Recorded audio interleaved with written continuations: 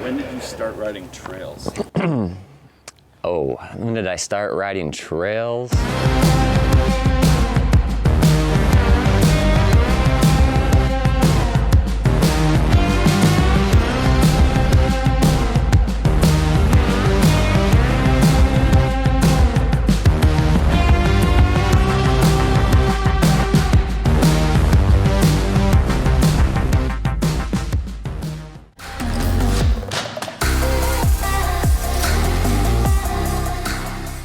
My name's Luke Austin. First got into one-wheeling by hanging out with my buddy Florencio from Lansing. He bought the one wheel kind of early on in the XR first release era. I went over to his house, probably rode it on and off for probably over a year, testing it out to see if I really liked it. January 2020, I kind of got it for myself for a Christmas gift. When did I start riding trails? 6 months after I started really riding the one wheel. So I got it in January 2020. I probably put 100 miles on the board just in my house, riding around the living room, dining room, kitchen. Spring broke, I got outside, started hitting paved trails, and then hit a few small, really slow dirt trails. Found out how much those kind of correlated and were just so perfectly similar to how I used to be big into mountain biking. And once I started hitting some of those trails and getting that same adrenaline rush I started getting when I was mountain biking, I was like, this is really what I want to focus on.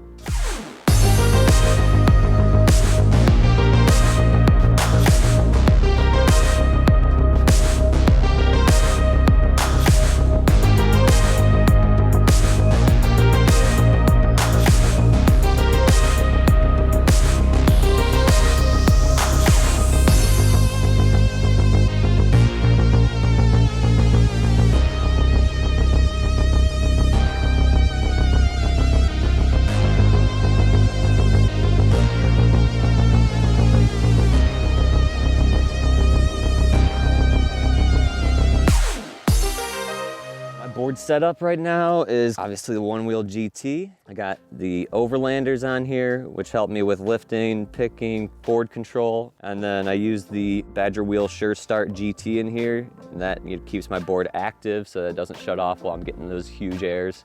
As well as I got the TFL Enduro and the TFL Lifesavers, kind of keeping my rims safe, and the Enduro for that, you know, nice soft treaded traction. And then I rock the carbon fiber fender. I'm always a fender guy. I don't like getting my legs dirty. I don't want my shoes dirty. I don't want my grip tape dirty. Everything's about keeping my feet clean. I don't step off my board when I first get to a trail just because I want to keep my feet clean.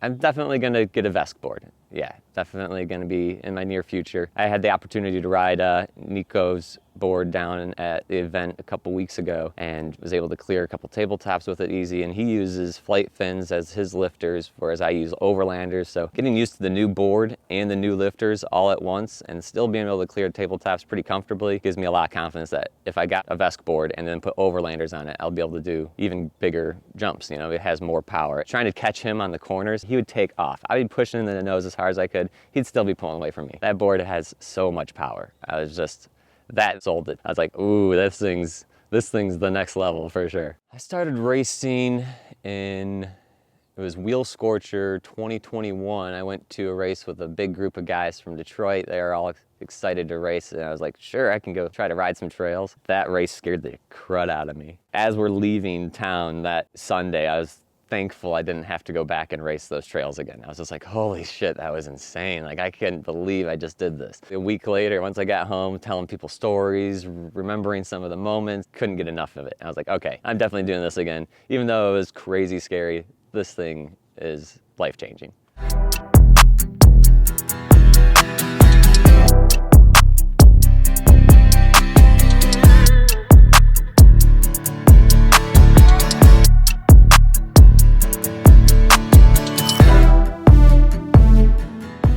So we had a great day today with Luke and the rest of the crew out at Atwood Park in Illinois.